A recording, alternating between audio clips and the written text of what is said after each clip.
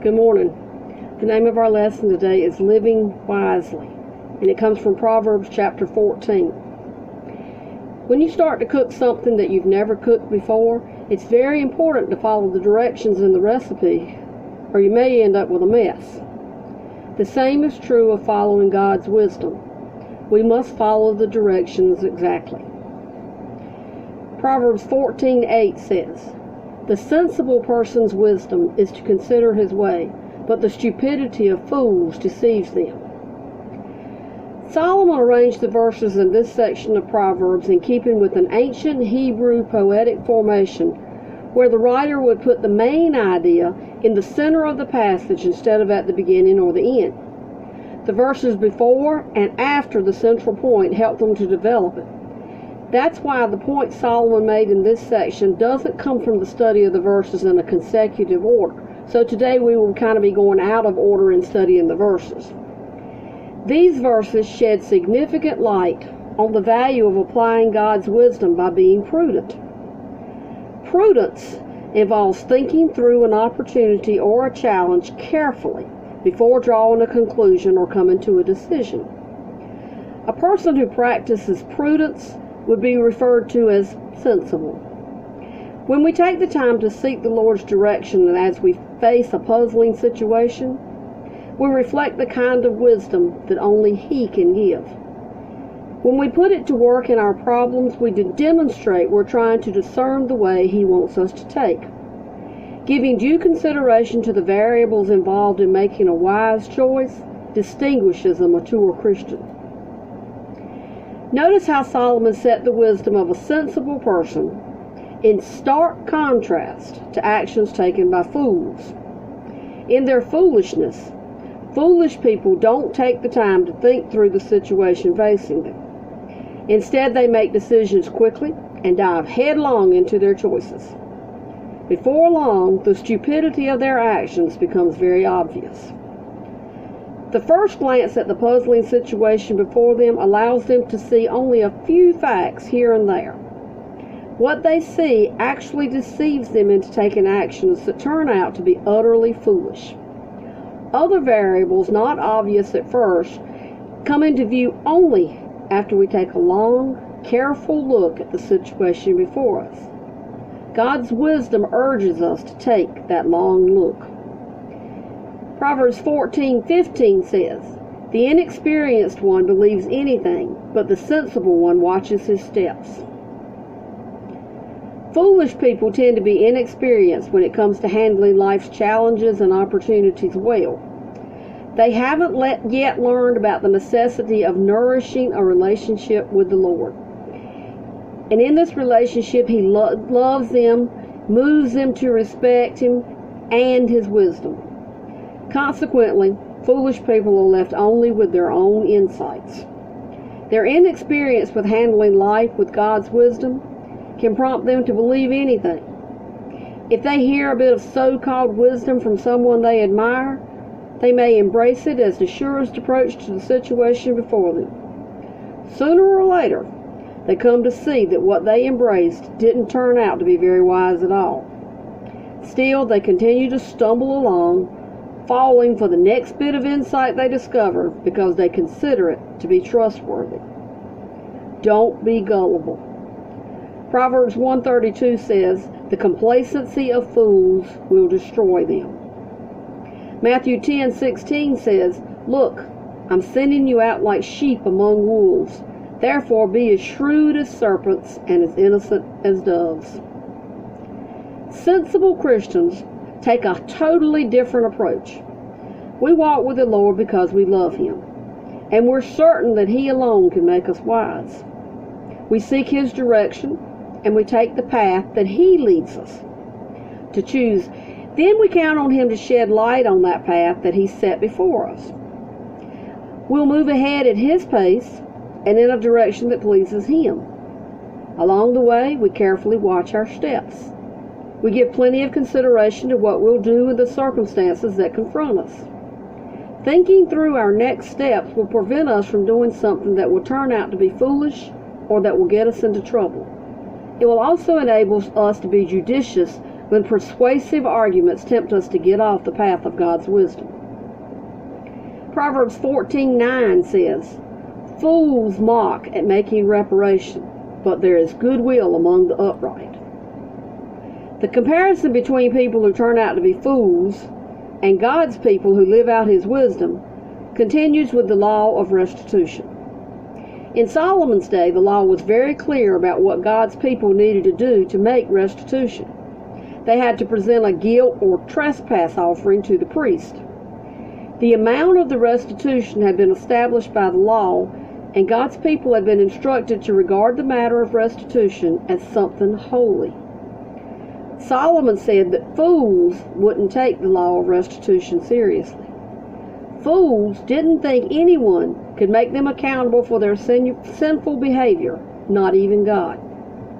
For that reason, they would laugh at the law, ridiculing anyone who tried to abide by it. They thought that rejecting the law would bring them contentment. God's people would strive to be upright. So when they committed a sin that hurt someone, they didn't hesitate to make restitution in keeping with God's law. As a result, their relationships would be marked by goodwill, or a willingness to make amends and to see reconciliation. They would then experience contentment in their walk with Him. Proverbs 14:14 says, "The disloyal one will get what his conduct deserves, and a good one what his deeds deserve." The Hebrew word for disloyal one paints a picture of someone who takes steps in one direction and then decides to turn back. Our word backslider comes from that. They will be held accountable for their disloyalty. The day will come when they expect to receive full payment for their conduct. The good one can expect a different outcome. Now, this verse doesn't by any way suggest that people can become good by their own efforts. Goodness comes from the Lord. Their walk with Him produces goodness in them that shows in their actions. Their actions render deeds that others around them will see as good. Across time, their loyalty to God turns out to be a blessing to themselves as well as to others. In the end, they get what they deserve too. Instead of being paid the wages of disloyalty, they can count on being rewarded. This promise doesn't imply that being good will earn God's favor. Instead, it assures us that living out God's wisdom brings the true reward of lasting contentment. Verse 10 says, "The heart knows its own bitterness, and no outsider shares in its joy." A person's heart stores a range of emotions that remain hidden from the view of others. In a way, intimate relationships grow because a person shares their heart with someone else. But in another way, our hearts can never reveal everything that is stored there. We can share our pain with others, but we can't actually internalize the true depth of bitterness that may be locked away in our hearts. We can empathize, but only to a point. Beyond that point, a person who is eat up with bitterness suffers alone. Another example is joy. Now, don't confuse joy with happiness. Happiness depends on our circumstances, such as you may be happy when you get what you wanted for your birthday. Happiness can fade as circumstances change. Joy has nothing to do with the circumstances that we find ourselves in.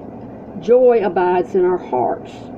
It doesn't fade when conditions change, because joy comes from a relationship with God. We cannot fully share the joy in our hearts with people who don't share our walk with the Lord. Verse 13 says, "Even in laughter, a heart may be sad, and joy may end in grief." You know, people laugh for different reasons. Ordinarily, we consider laughter to be evidence of happiness. A good joke, a funny story, a hilarious picture, or a happy surprise can just bring about laughter. Happiness makes us laugh. But laughter can also serve as a cover that conceals a heart drowning in sorrow. People sometimes turn to laughter in an effort to numb being sad. Many of the comedians in the entertainment business carry intense pain in their hearts, but they disguise it behind laughter. A heart full of joy comes from an intimate relationship with God. Believers don't need to develop some sort of ruse to cover our sorrows. We count on the joy that comes from our walk with God to carry us through even when our heart aches. Grief awaits all of us, but our joy will hold us up as we endure it. Verse 11 says, "The house of the wicked will be destroyed, but the tent of the upright will flourish." Now we're coming to the central point of this section in Proverbs. We have talked about the difference between wisdom and foolishness regarding prudence, contentment, and joy. Wisdom and foolishness can now be compared in terms of outcome. What happens to someone who chooses a foolish path? What's the outcome of someone who chooses to take the path of God's wisdom? The answer to both of these questions is found in verses 11 and 12. A wicked person has rejected the Lord and refused to seek His wisdom. Spiritually speaking, wicked people have built their houses on a foundation of personal thoughts, preferences, philosophies, and prejudices. And that kind of faulty foundation will never stand the challenges of life. Because the foundation is flimsy, the house will eventually be destroyed. That's the outcome of the foolish. The comparison shifts our attention to a tent. Excuse me. People who live in tents wouldn't appear to have as much security as someone who lives in a house. But in this case, they are more secure. A tent is a secure place when it's the home of an upright person. Being upright means being right with God and showing it in our relationship with others. Across the years, we grow in Him by trusting Him and asking Him to make us wise. Our trust enables us to put His wisdom into practice as we face whatever our days bring to us. When we follow God's wisdom, we can count on Him to help us flourish. That's the outcome of the people who choose God's wisdom.